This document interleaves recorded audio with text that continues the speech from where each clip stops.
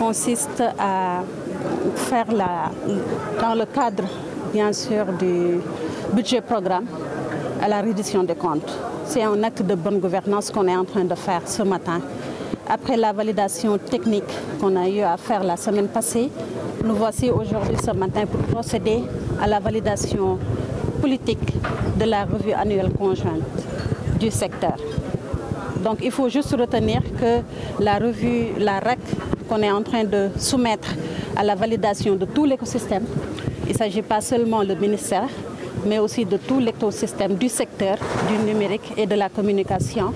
Vous allez noter aujourd'hui la présence de tout l'écosystème, notamment les ministères, avec le ministère de l'économie, avec le ministère des Finances, avec M.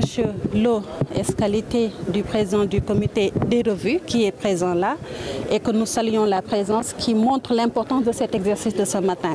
Il faut le dire que ce sera le rapport ou bien la validation technique qui a été faite, mais c'est pour cette validation politique, il y a aussi une validation de tous les secteurs qui va se faire, une validation politique de tous les secteurs qui va permettre d'avoir la revue annuelle conjointe du Sénégal.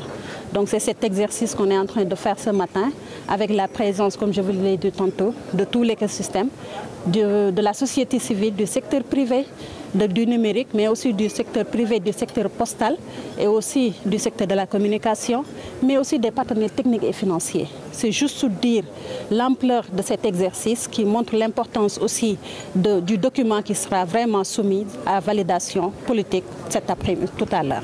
On va procéder tout à l'heure à la revue, notamment de toutes les réalisations de l'écosystème, du secteur. Les réalisations vont être projetées tout à l'heure par la cellule d'évaluation et de planification du ministère. Il faut dire que l'exercice s'est voulu inclusif et participatif.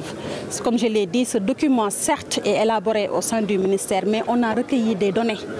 Il s'agit de toutes les données de l'écosystème du numérique et de la communication qui font l'objet de ce document-là, qui va être tout peu présenté par la CEP, mais aussi qui sera ces données-là, les réalisations qui ont été faites, les perspectives et les recommandations, mais sans oublier aussi les contraintes, seront soumis à la validation de tout l'écosystème. Et à partir de ce moment-là, la suite, naturellement, c'est de soumettre au ministère de l'économie pour le suivi. Le bilan, je pense que le bilan est positif, il faut le dire, malgré les contraintes qu'on a eues, notamment avec, vous le savez tous, la crise sanitaire, mais aussi la crise au niveau sécuritaire.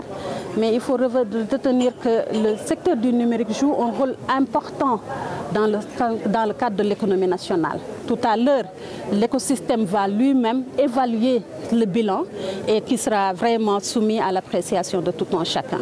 Donc l'écosystème est là pour apprécier ce qu'on est en train de faire, ce qu'on a eu à faire durant l'année 2022 et les recommandations pour 2023 aussi seront prises en compte. D'abord, saluer aussi l'accompagnement de son Excellence Monsieur le Président de la République, qui, vous le savez, a pris en charge, a donné des instructions au sein du ministère des Finances pour prendre en charge vraiment toutes les charges, notamment salariales des 3 mois passés. Mais il faut le retenir, c'est cet accompagnement-là qui permet aussi, il y a aussi une nouvelle dynamique au sein de la Poste, il faut le dire. C'est cette dynamique-là qui est accompagnée avec une démarche inclusive de la gouvernance, mais aussi de tout l'écosystème postal qui permettra de revenir parce qu'on croit au développement de ce secteur-là et je pense qu'on va y arriver dans le cadre de 2023 et c'est imminent. Les défis à relever sont énormes parce que qui parle du numérique parle d'un secteur nouveau mais aussi d'un secteur très important pour le développement de notre pays parce qu'on est dans l'ère de la digitalisation. On a vu l'importance du numérique avec la crise sanitaire qui a permis de continuer toute l'activité, que ce soit l'activité administrative, mais aussi les correspondances, tout se faisait en ligne. Donc, qui sait l'importance du numérique, c'est que c'est un secteur d'avenir. Donc les défis sont énormes et les défis seront relevés avec l'accompagnement de son Excellence Monsieur le Président de la République qui a défini clairement vraiment les objectifs à atteindre.